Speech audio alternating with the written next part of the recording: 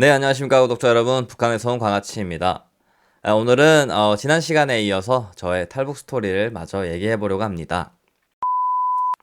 지난번에 이제 중국에서 잡힐 뻔한 이야기 하면서 그렇게 한 9개월을 중국에 살았던 것 같아요. 살았는데 이제 사실 제가 첫 영상에서 말씀드렸다시피 처음에 중국에 올 때는 사실 저는 중국에 사는지 알았거든요. 근데 이제 중국에 와서 보니까 중국에는 살 수 없구나. 왜냐하면 북한이란 친한 중국 공산당에서 공안들을 동원해서 우리를 다시 북한에 보내는구나를 알게 되었잖아요. 그래서 이제 어머니랑 막 얘기를 했죠.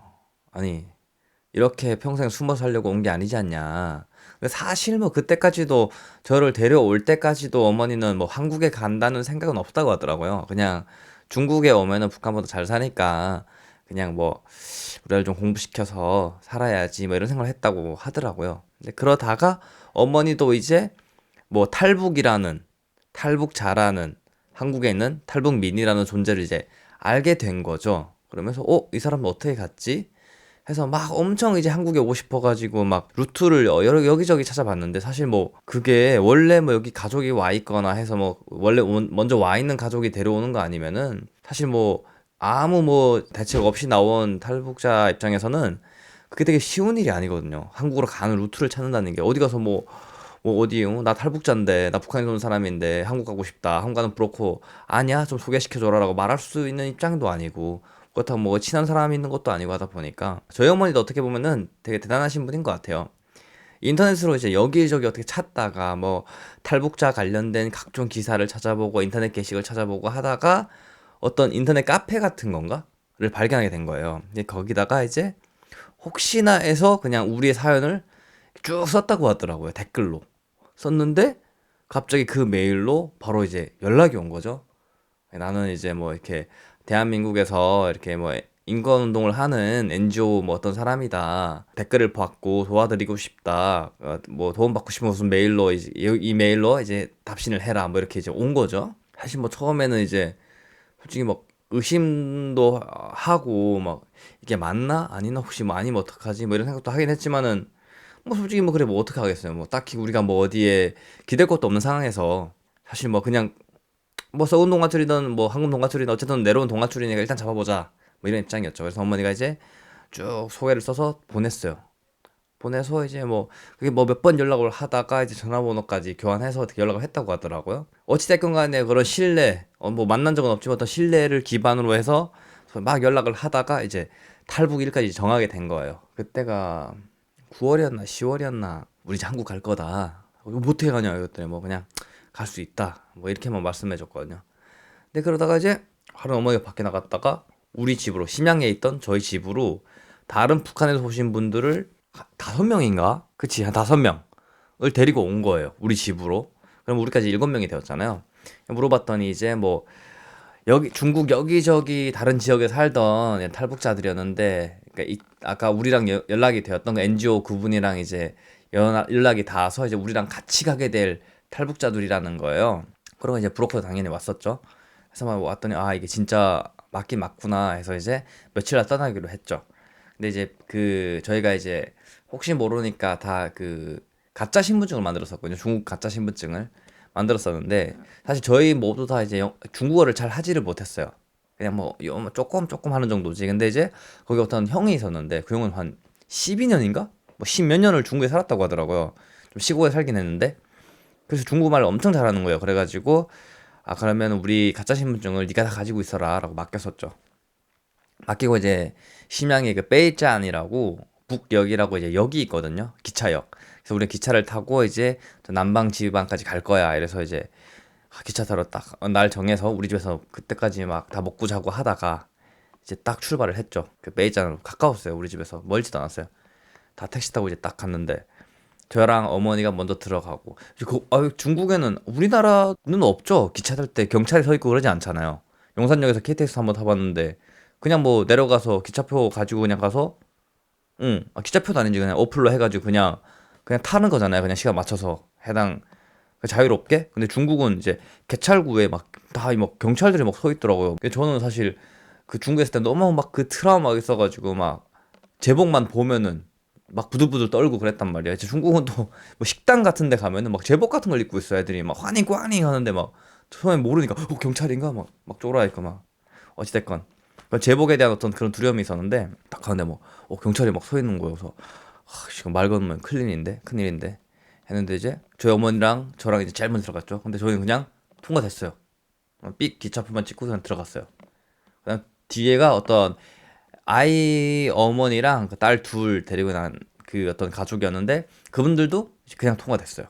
그러고 세 번째 들어온 게 어떤 누나가 한 명 있었는데 그 누나도 이제 딱 들어왔어요. 마지막에 남은 게 그 형이었잖아요. 근데 그 형이 그 우리의 모든 가짜 신분증 갖고 있었다고 했잖아요.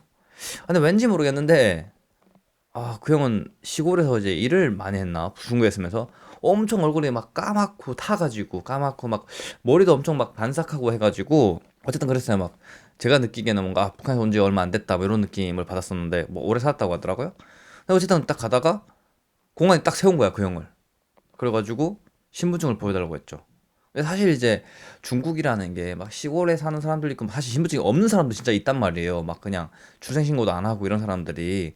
근데 어느 정도 이제 이 형이 막 중국어 잘하고 거의 뭐 중국 사람인지 한국 사람인지 북한 사람인지 모르니까 사실 그냥 그러니까 제 생각에는 임경면을 그냥 넘겼으면 더 좋았을 텐데 싶었는데 이 형이 이제 가짜 신분증을 보여준 거죠. 근데 바로 그냥 살로 난 거예요. 그래서 버락 몸을 뒤졌는데 이제 우리 신분증이 다 나온 거예요. 근데 우리는 이제 딱 들어가서 이 형이 안 오나 이러고 딱 이게 막 멀리서 이렇게 보고 있는데 거기 딱 잡힌 거야. 그 봤는데 막 우리 신분증을 막 이렇게 막 다 뒤지는 거예요. 거기 얼굴 있잖아요. 와씨 큰일 났다. 그래서 거기서부터 이제부터 적자생존이다. 다 우리 다 흩어졌어요. 막. 살아나가야 되니까 어쨌든 버스 일단 기차는 못 타잖아요. 그래서 도망가자 해가지고 이제 거기가 무슨 2층인가 그랬는데 어머니들 어떡하지 막 도망가는데 막 뒤에서 막 공안들이 막 이렇게 이게 막 이렇게 보면서 오는 거예요. 막 찾으려고. 근데 그래서 막 뛰어서 도망갈 순 없잖아요. 가다가 딱 봤는데 옆에 막 이 책방에 있는 거예요. 책방에 있는데 딱 들어가가지고 막 그 책 보는 척. 근데 이제 저희 어머니는 중국어 잘 못하니까 책을 막 거꾸로 둔단 말이에요. 어머 아니 이렇게 돌려주고 저도 읽지는 못하지만 이제 글자를 알긴 아니까 막 책 돌려주고 근데 막 경찰 막 지나간 거예요. 그래가지고 막 어떡하지 어쨌든 들어왔던 길로는 못 나가니까 그래서 막 봤는데 여기 막 그때 여름인가 가을인가 거의 어쨌든 막 더웠어요. 창문 확 열어놓은 거 거기는 막 에어컨도 안 틀더라고요. 그래서 거기 보니까 이제 막 창문 열려 있고 막 턱 같은 게 이렇게 막 돼 있어요. 막 지붕 같은 게 있고 그래서 그 창문으로 나갔죠. 나가지고 뛰어내려가지고 택시 타고 집으로 튀어왔어요. 근데 웃긴 게 나머지 사람들 다 살아온 거야. 와가지고 막 우리 엄마한테 전화 오는 거야. 뭐 주소 거기 주소 어디입니까? 주소 알려주시오. 그래가지고 이제 주소 알려줘 우리 집에 다 모였죠. 근데 이제 그 형만 잡힌 거잖아요. 아무튼 이제 딱 다시 모였어요. 어떡하지 해서 막 브로커도 연락하고 NGO 그분도 막 연락하고 잡혀갔다. 큰일 났다. 이거 우리 어떡하냐. 네 그러면 일단은 좀 기다려보자. 기다렸다가 만약 무슨 그 사람이 이제 다른 어떤 어쨌든 그 형도 이제 최대한 구출할 수 있으면 구출해 데려가야 되니까 좀만 기다려 보자 해서 이제 망했다 이거 우리 집도 아는데 경찰들 데리고 오면 어떡하냐. 다행인 거는 사실 심양이 생각보다 큰 도시여갖고 처음 오는 사람은 사실 주소도 모르고 하면 찾아보기가 쉽진 않단 말이에요. 그래서 어쨌든 있는데 사실 저희는 모두가 엄청 불안했죠. 막 진짜 막 갑자기 막 쳐들어오는 거 아니야. 잠도 진짜 제대로 못 자고 다들. 그리고 집이 32층이라고 했잖아요. 집에서 안 자겠다고 한 사람도 있었어요.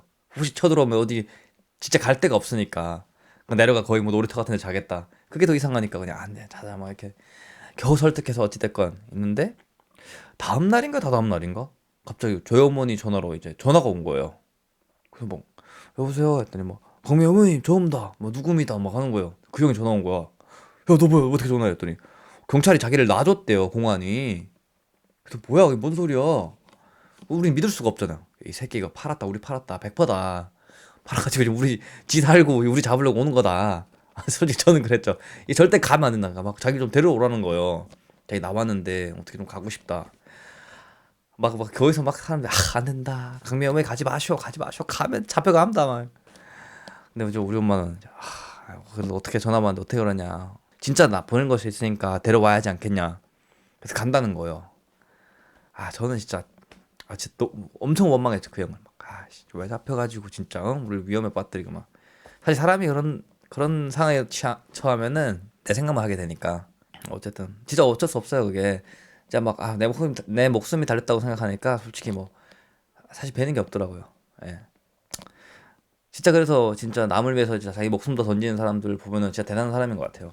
어찌된 건 간에 이제 저희 어머니가 그래가지고 이제 데리러 갔죠. 가면서 이제 혹시 내가 뭐 어떻게 안 오면은 너희가 그냥 택시 타고 어디로 도망가라 뭐 이렇게 하고 간 거예요. 씨 완전 거의 뭐 어머니가 거의 어디 죽으러 가는 그러시면 진짜 잡힐 수 있으니까 큰일이잖아요.